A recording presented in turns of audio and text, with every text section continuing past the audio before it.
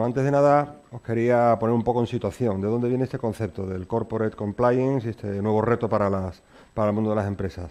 Bueno, pues esto viene básicamente de la reforma que sufre o que ha tenido el Código Penal en el año 2015. Hubo una primera reforma en el año 2010 que se incluyeron una serie, digamos, de nuevos delitos en el Código Penal, que como sabéis, digamos, el cuerpo, ¿no? El código donde se regulan las faltas y los delitos.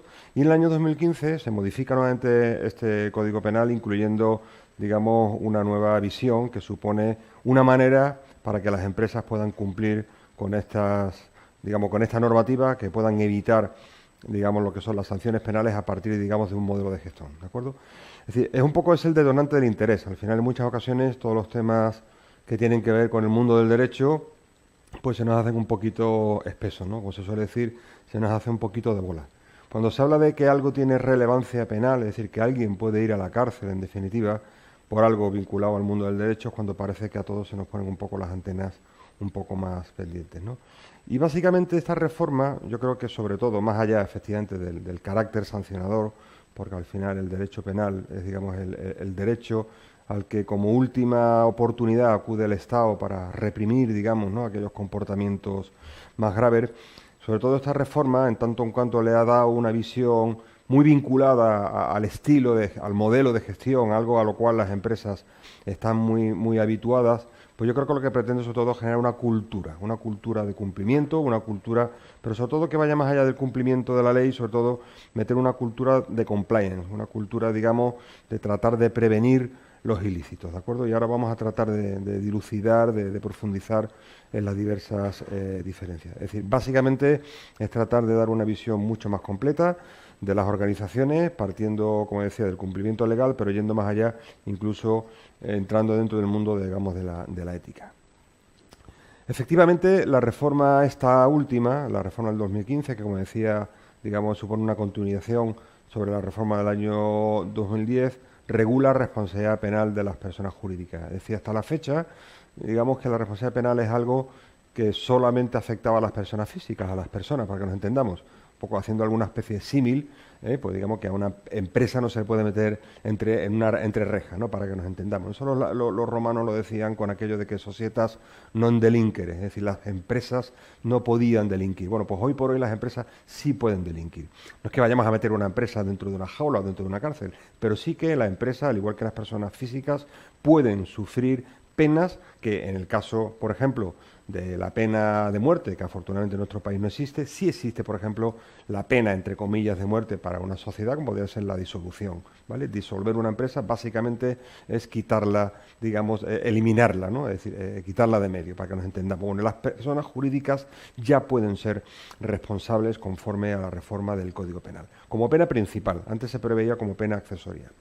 ¿Y esto en cualquier caso? Pues es la primera matización que quiero hacer. Efectivamente, no. Es decir, esta reforma del Código Penal es una reforma muy interesante porque crea una serie de delitos conforme a los cuales las empresas pueden ser responsables, pero efectivamente la empresa no va a ser, digo la empresa, responsable de cualquier tipo de delito. Es decir, la empresa o sus directivos o sus representantes podrán ser responsables de muchos delitos. El Código Penal está lleno de delitos que pueden ser cometidos por las empresas, pero normalmente quien va a ser el responsable va a ser, digamos, la persona en nombre, digamos, de la empresa que actúa y que cometa el delito. En nombre de la empresa o sin el nombre de la empresa, para que nos entendamos. ¿De acuerdo? Entonces, hay una matización que es no afecta a todos los delitos que recoge el Código Penal, ni siquiera afecta a todos los delitos que puedan afectar a las personas jurídicas. Es importante además tener en cuenta que estas penas a las cuales pueden ser sometidas las empresas son independientes de las penas a las que además puedan someterse las personas físicas, los directivos o los trabajadores que en la comisión del delito puedan ser también responsables. Y como decía, incumben en este caso aquellas penas pues que tienen que ver desde multas, digamos, paralización, suspensión de actividades, incluso, como decía, lo que me he permitido, digamos, comparar con esa pena de muerte, que sería la disolución de la sociedad. ¿De acuerdo?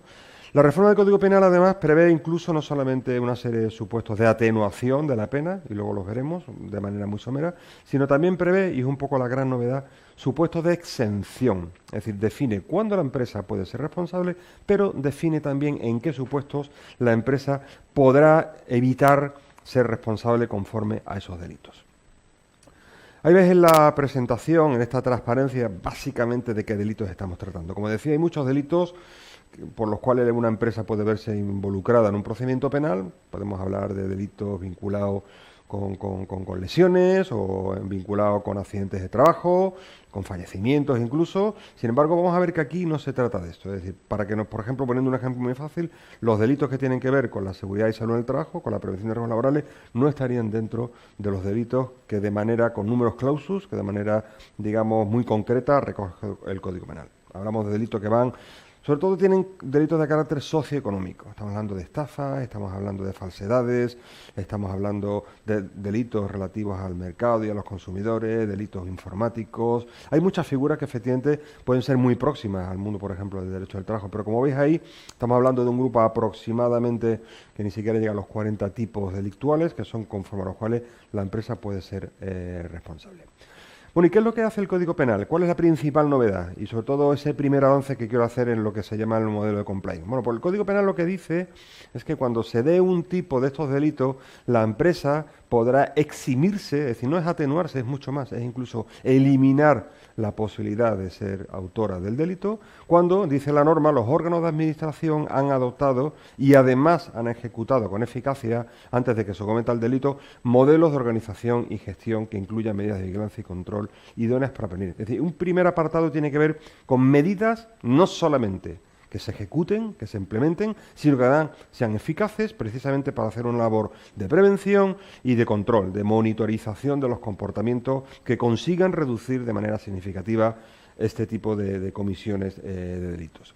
Además, exige un segundo requisito, que aparte de que se hayan implementado modelos de organización y de gestión, exige también que se cree un órgano, no lo define, ¿vale? Habla del funcionamiento, se implante y se confía a un órgano de la persona jurídica que tenga poderes autónomos de iniciativa y de control, es lo que ahora se llama el Compliance Officer, que efectivamente la norma no define si tiene que ser una persona física, un individuo solamente, o puede ser un grupo de personas, un órgano colegiado. Si tiene que ser interno o tiene que ser externo a la empresa, sencillamente dice que habla de un órgano, eso sí, de la persona jurídica, con lo cual parece que elimina la posibilidad de que esto se pueda externalizar, que tenga poderes autónomos, es decir, de iniciativa y de control, es decir, que no sea un órgano secundario, tiene que tener capacidad, como se suele decir, o decían los latinos, no solamente que tenga legitimidad, que tenga ascendencia, que tenga credibilidad, eso que llamaban ellos como la autoritas, sino tiene que tener potestas, tiene que tener, digamos, mando, tiene que saberse explicitado que esa persona o que ese órgano interno de la empresa tenga la capacidad y tenga el poder para poder tomar decisiones y para poder controlar y supervisar la eficacia del modelo. Además, la norma efectivamente exige que esto se haya cometido, este tipo de delitos se hayan cometido por los autores. Al final, este tipo de comportamiento, que al final los cometen personas con nombre y apellido, una persona o varias personas. Que estos autores, cuando hayan cometido el delito, evidentemente lo han hecho de manera fraudulenta. Es decir, que la empresa que ya tenía un modelo de gestión, que ya tenía un órgano de supervisión, pues ha habido personas que se han saltado la torera estos modelos y además de manera fraudulenta. Es decir, no debe ser fácil, digamos, saltarse estos mecanismos o estos sistemas de gestión. Y evidentemente, para ello, como cuarto requisito, que no se haya producido una omisión o un ejercicio insuficiente en esa labor de supervisión, vigilancia y control. Es decir, modelo de gestión, órgano que supervise y que haga una labor de control, que alguien se salte esos mecanismos y que evidentemente esos mecanismos no se los salte porque sea muy fácil saltarse esos mecanismos. Es decir, evidentemente tiene que haber una labor de control que sea suficiente. No puede darse ese ejercicio insuficiente. No lo he dicho, pero es importante que tengamos en cuenta que esto no solamente va de empresas grandes. Ahí tenéis en la slide una fotografía, digamos, de lo que es la Bolsa, lo que es el patio, digamos, del Palacio de la Bolsa de Madrid, pero evidentemente esto afecta a cualquier tipo de empresa, grande, mediana, pequeña, cotizada o no cotizada en bolsa. Una pyme puede ser también autora de este tipo de órganos. Evidentemente, en función del tamaño de la empresa, no solamente existirán modelos más complejos de gestión, sino que también, evidentemente, habrá mayor o menor comprensión por parte del órgano judicial, pues que tengan que entender si la empresa ha sido autora o no de este delito. ¿De acuerdo? Como decía, es importante que haya un modelo de gestión. ¿Y eso del modelo de gestión qué es? Bueno, el modelo de gestión, en definitiva, es un modelo en el cual, evidentemente, tiene que haber una planificación, tiene que haber luego veremos, una definición por parte de la dirección de la empresa, si es la gerencia de una empresa familiar, si es el consejo de administración o el de la dirección general de la organización, que defina claramente cuál es la voluntad, cuál es la visión de la empresa respecto de este modelo de compliance. Evidentemente, esto en muchas ocasiones se hace, y esto lo hemos visto recientemente en los modelos empresariales de gestión, hay que evitar el copia y pega, ¿de acuerdo? Eso de coger el modelo de gestión de un amiguete que tiene una empresa, lo copio y lo pego, yo creo que ya el Código Penal lo ha dejado claro, y como veremos luego la propia Fiscalía. Es decir, tenemos en nuestra empresa que crear un modelo de gestión que tenga que ver con nuestro negocio, ¿vale? Básicamente tenemos que definir cuáles son las actividades que hay dentro de mi organización donde potencialmente se puedan cometer delitos. Si soy una entidad financiera, pues tendré que evidentemente analizar cuáles son los comportamientos o cuáles son los hechos que podrían dar lugar a responsabilidades. Si soy una entidad de carácter comercial porque me dedico a la distribución, o me dedico a la venta al por menor o al por mayor, o me dedico al transporte, en cada sector veremos que existen unos tipos de delitos. Los delitos socioeconómicos de algún tipo tienen que ver más con la entidad financiera, pero no todos los delitos socioeconómicos solamente ocurren evidentemente en las empresas del sector financiero, ¿vale?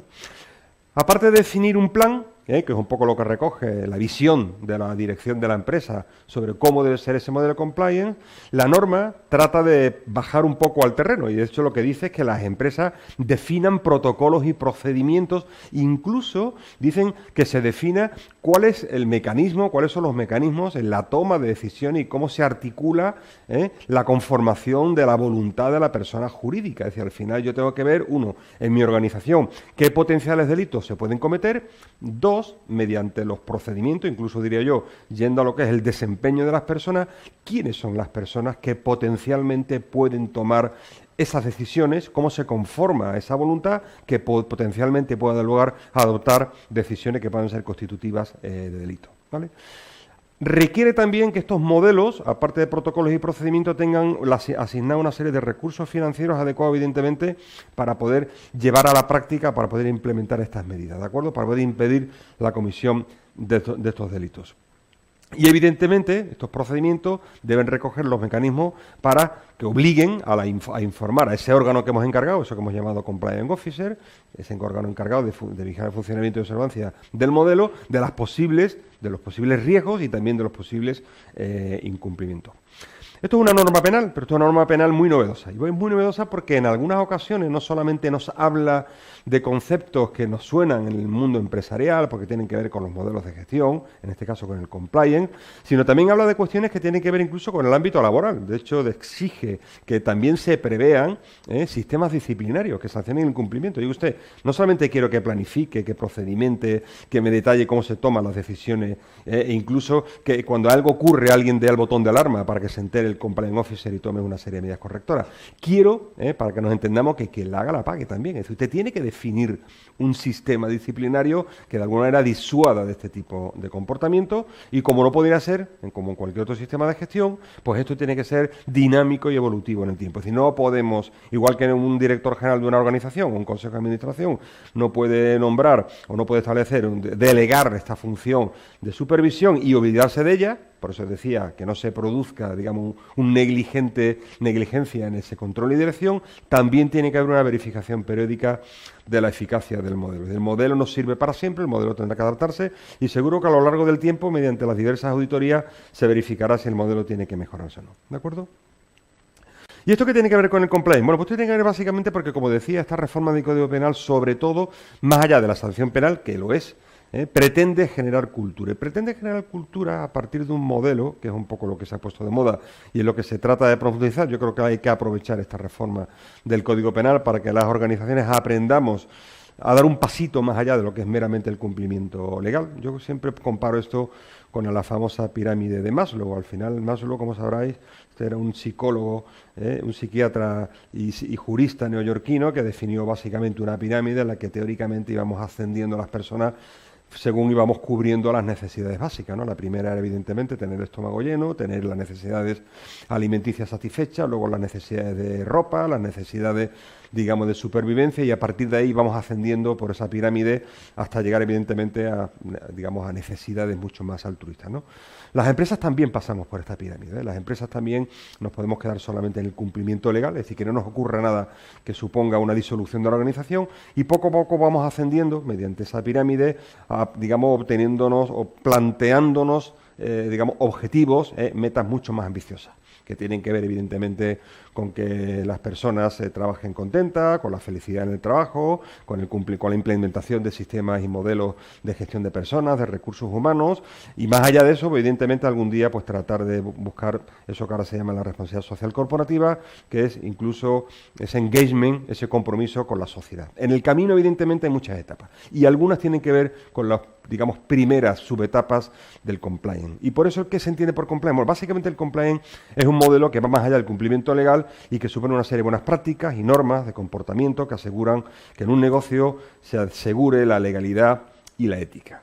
Las empresas no solamente pueden ocurrir cosas porque se incumpla con la norma. Evidentemente, cuando se muere un trabajador, cuando una empresa se descubre, pues por ejemplo, pues un ilícito de carácter contable o de carácter fiscal o de carácter laboral, social, de seguridad social o del tipo que sea, puede haber responsabilidades, y esto tiene un impacto mediático, ¿vale? Tenemos responsabilidades del tipo que sean, administrativas, civiles o penales, y evidentemente también hay un daño reputacional.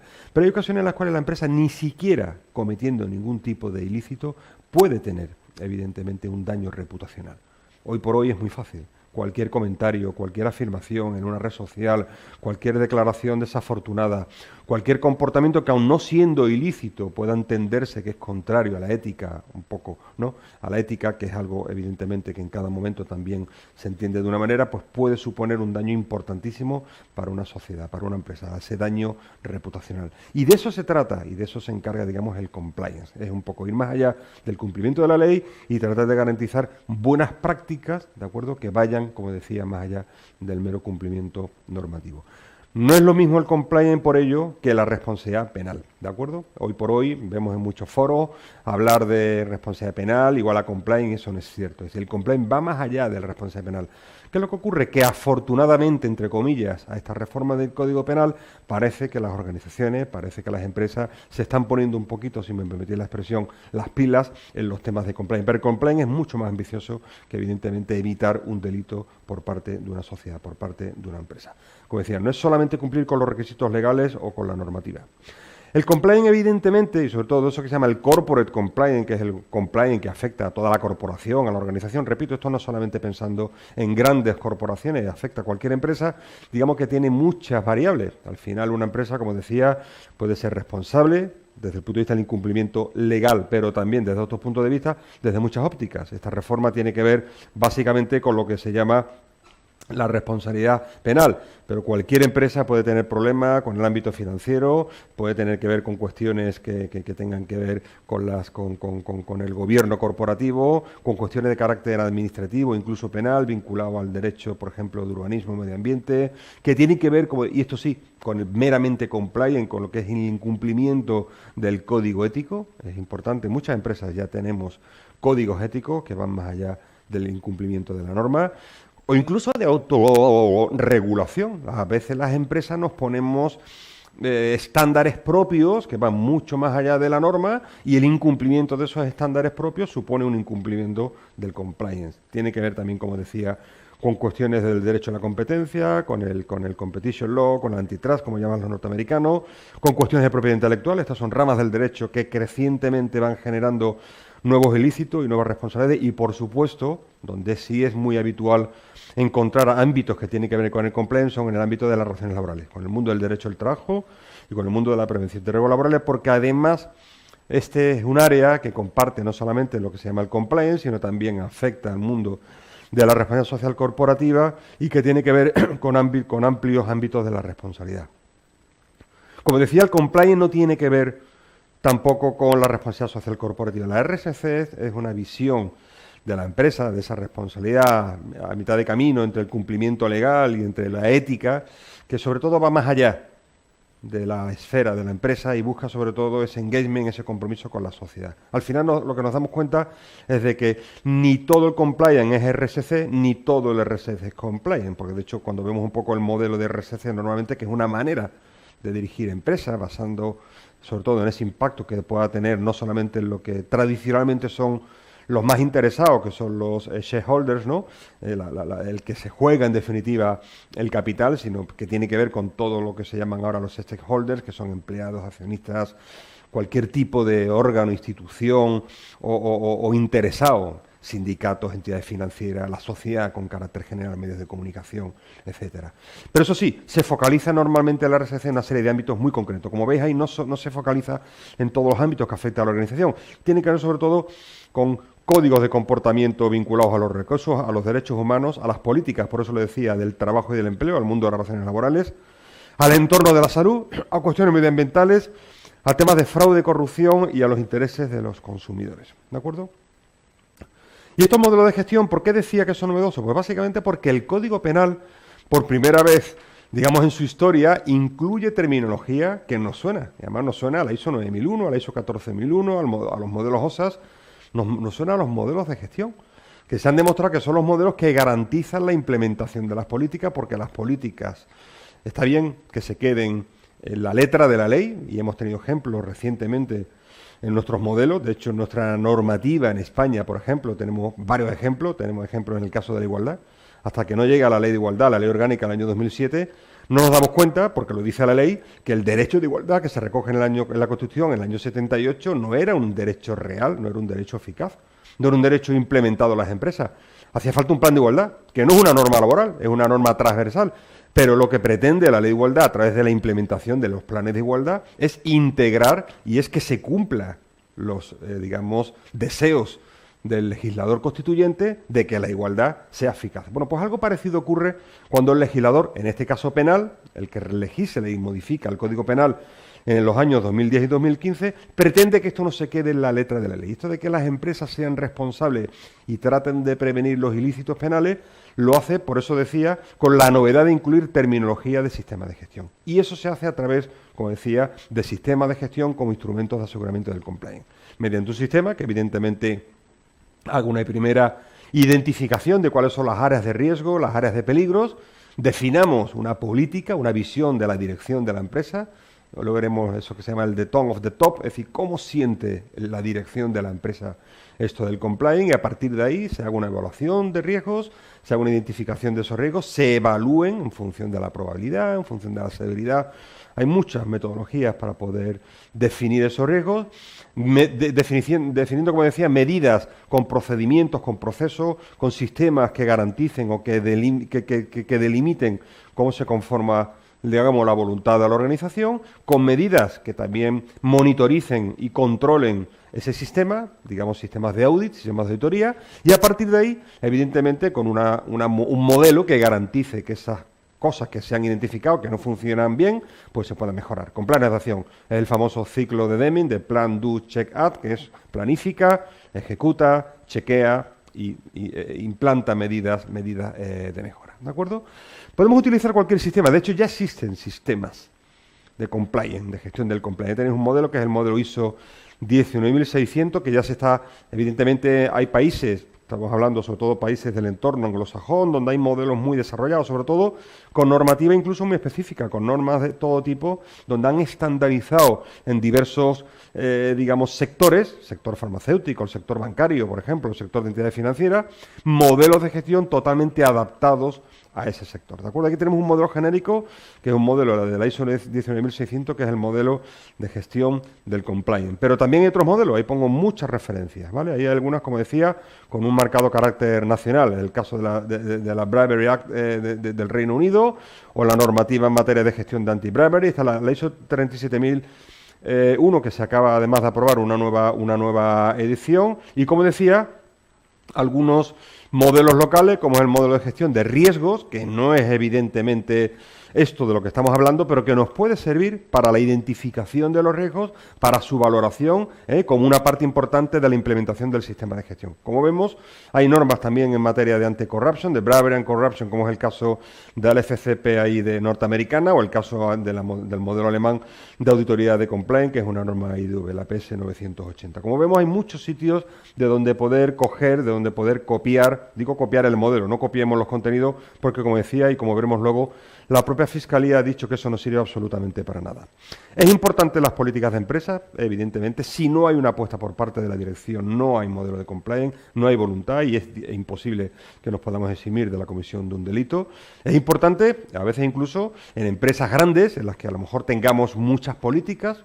Pensemos que en las grandes corporaciones, pues a veces tenemos políticas de diversos grupos, ¿no? Tenemos políticas de legal, políticas de contabilidad, políticas de recursos humanos, políticas de IT, políticas de informática. Bueno, ¿cómo se conjugan esas diversas políticas? ¿Cómo se estructura un sistema global de políticas? Es una de las tareas también que hay que hacer cuando se implanta un modelo de este tipo. Y como decía, la importancia del liderazgo de la dirección, lo que llaman los ingleses y los americanos de tone from the top, es decir, verificar cómo pulsar la opinión de la dirección de la empresa en esta materia. Evidentemente, como decía, hay que adoptar modelos y sistemas organizativos. Tenemos que identificar, si hay que identificar cómo se toman las decisiones, hay que definir cuál es el performance de la organización, el quién, no solamente el qué, sino el quién y el cuándo y el cómo se toman esas decisiones que hemos identificado que pueden ser potencialmente peligrosas. Es decir, si yo soy el responsable en una entidad financiera para implantar un sistema de gestión y trato de identificar aquellos sistemas que puedan suponer responsabilidad de la persona jurídica, porque en la toma de decisiones a la hora de definir un producto financiero o a la hora de conceder un préstamo, por ejemplo, se puedan cometer ilícitos que tengan trascendencia penal, tendré que ver de qué manera mi organización tiene delimitados los ámbitos de responsabilidad, quiénes son las personas que pueden tomar esas decisiones y cómo se va a monitorizar en el tiempo para que esas decisiones, uno, no se tomen, ¿de acuerdo? Y evidentemente no dañen a la empresa. Sistemas de doble firma, o sistemas de limitación de responsabilidad, o sistemas de normalización de los modelos, de los formularios, etcétera, etcétera. Importante que las políticas vayan alineadas con los controles, por eso decía que es importante no copiar, ¿de acuerdo? No copiemos modelos, porque eso lo hemos visto en nuestro país en la implementación de otros sistemas de evaluación de riesgo, en el caso de la prevención de riesgos laborales o en otros modelos. Es importante, sobre todo porque, como lo decía, si no, no conseguimos absolutamente nada desde el punto de vista penal, y esto ya lo ha dicho no solamente el legislador, sino la propia Fiscalía. Para identificar los riesgos, como decía, cada uno tiene que conocer su casa. No sirven modelos estándares, no sirve copiar y pegar, sino que esas metodologías podemos coger cualquiera de las que hay en el mercado y como vemos hay un ejemplo, pues en muchas ocasiones nos servirá a lo mejor de manera interesante hacer una primera identificación donde podamos ver en esa zona entre el rojo y el verde, donde todavía en función de la probabilidad y en función de la severidad, pues efectivamente veamos que la empresa, pues que todavía tenemos cosas importantes que hacer, ¿de acuerdo? Y poco a poco, ¿qué planes de acción tenemos que adoptar para poder movernos, bajando probabilidad, sobre todo, bajando severidad, podamos movernos para reducir ese riesgo hasta situarlos en una zona de confort, en una zona en la cual no exista riesgo de comisión del ilícito penal.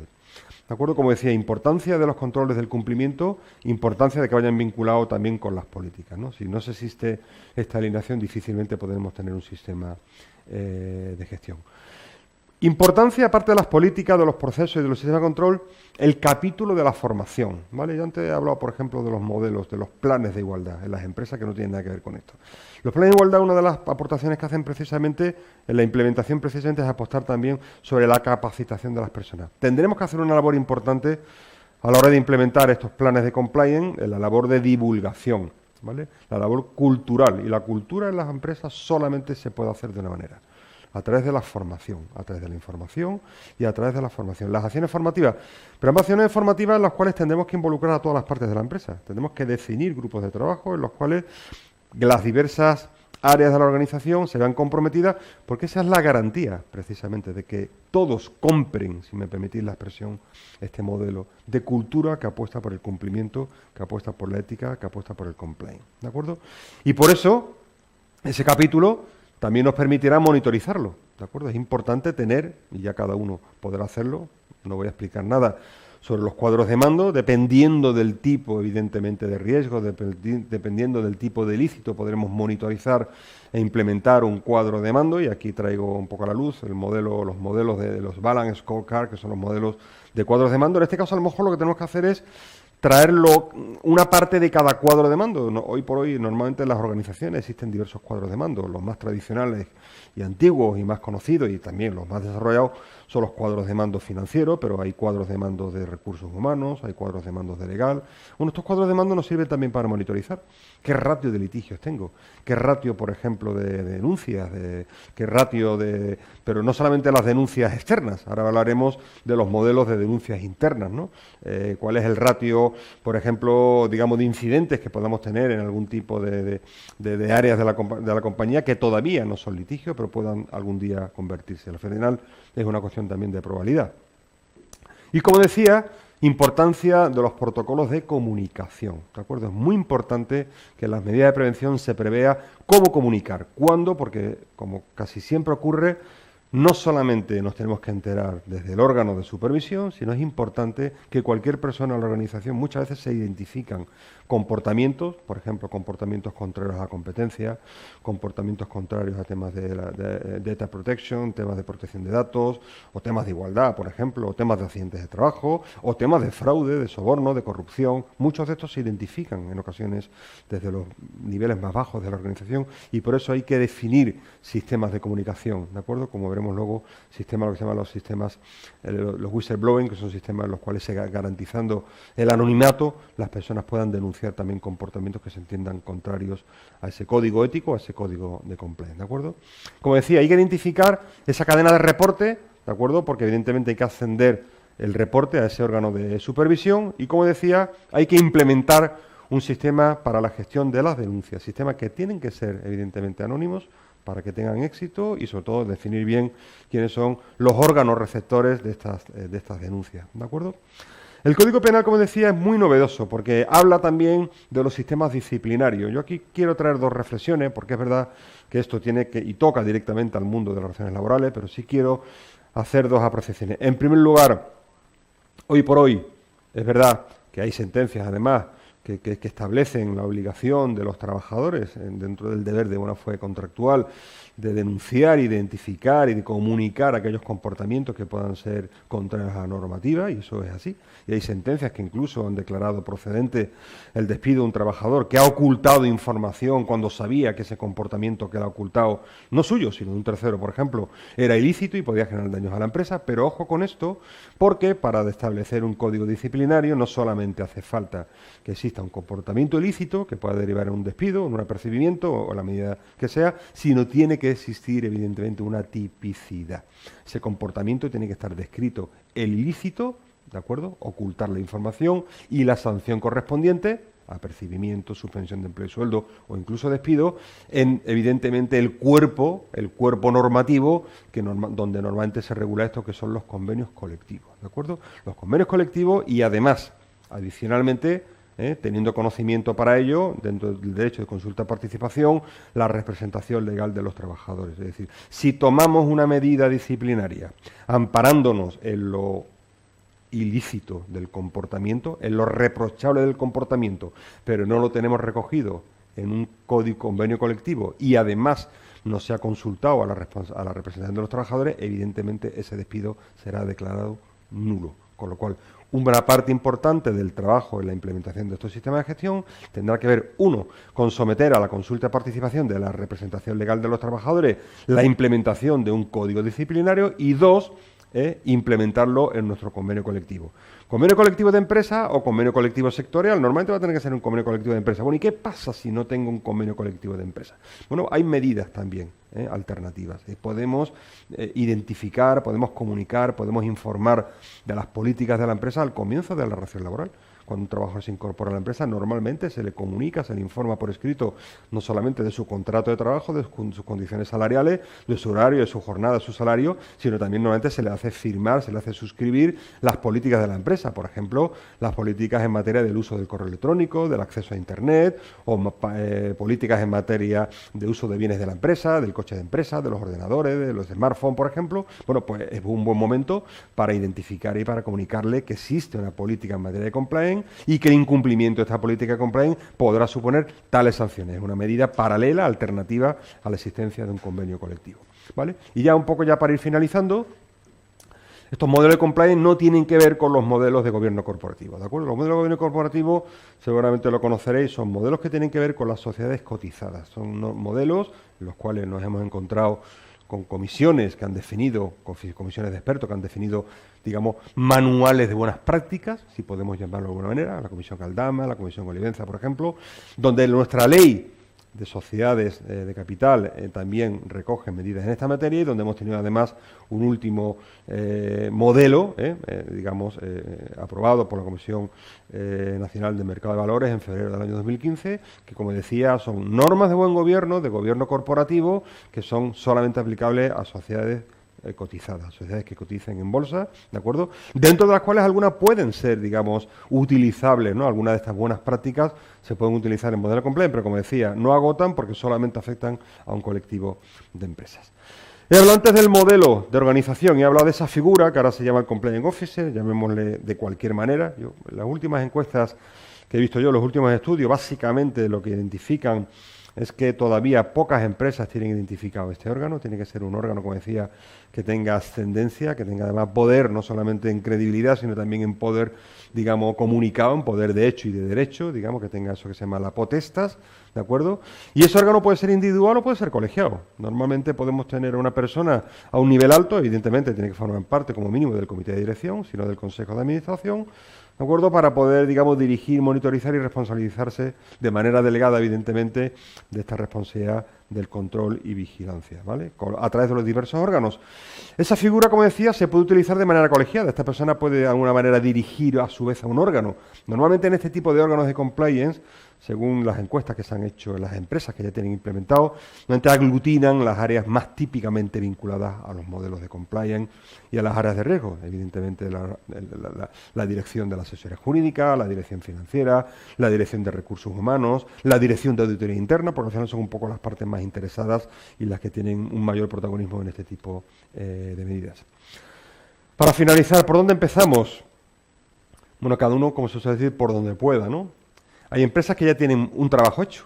Hay empresas que sencillamente lo que tienen que hacer es coger esas diversas piezas del puzzle, porque yo ya tengo una serie de políticas, lo que tengo que hacer de alguna vez es consolidarlas, o sacar una política que dé un poco de aglutinante a todas políticas de las diversas áreas.